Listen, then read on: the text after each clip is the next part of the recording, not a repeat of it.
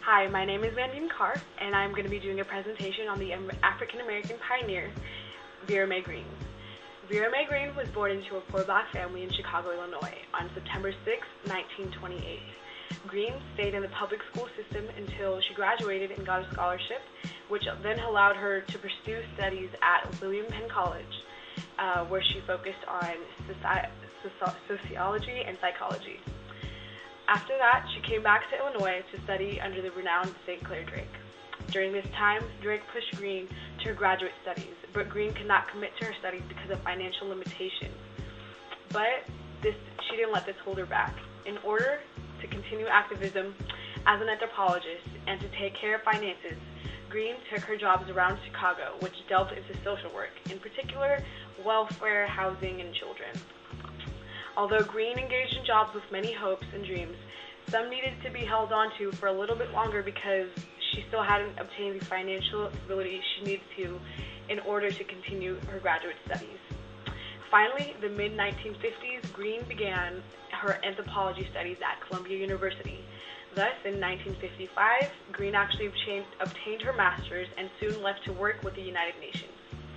Green was familiar with poverty ever since birth, and therefore their diversity in impoverished areas was not an explored ground for her. This fact alone made her an ideal anthropologist for many of the studies she conducted. Green continued to work in East Harlem, Puerto Rico, India, and Aruba, an island of the Caribbean. Green not only maintained education as a black woman in times where both blacks and women had just obtained rights as equals, but she also challenged the ways of anthropologists. As Bowles and Moses said, she introduced sophisticated methodological frameworks for the discipline that had not been used before when she was studying ethnic relations or diversity among the poor.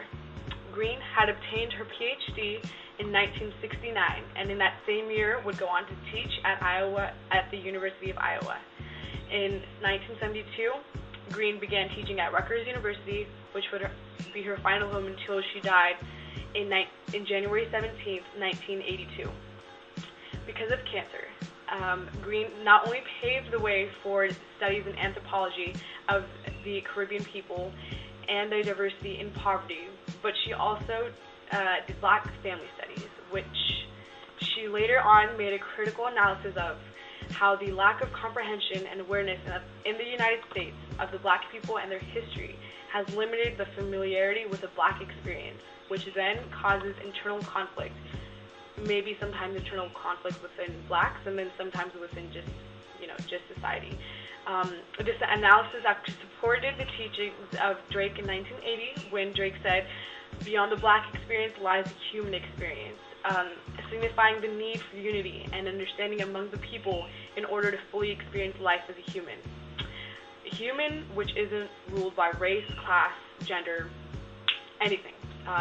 Green's studies not only supported and excelled for anthropology, but also the people. She engaged in Black studies in a way which many had not done before, thus enlightening the Black family experience as well as shedding light to the different socioeconomic standings and how race, ethnicity, and migration might play into Black experience and human rights. Green was celebrated in many ways. For one, she had received a service award by the Association of Black Anthropologists. While she was alive, she had a place on the executive board of the American Anthropological Association, as well as the executive committee for the Mid-Atlantic Council, as convener for the Quaker Anthropologists, and as a president for the previously stated ABA. She was advisor and the chair for the Department of Anthropology and the director of Latin American Institute at Rutgers University, and as a chair for the undergraduate division at Livingston College. Besides the University of Iowa and Rutgers University, Green also taught at the University of Houston. Although Green's life was cut short because of cancer, Green didn't let that stop her either. At time surrounding her death, Green was actually working on 2 different manuscripts at Princeton University. Her resilience and dedication to anthropology comes out in her work and is displayed in her studies.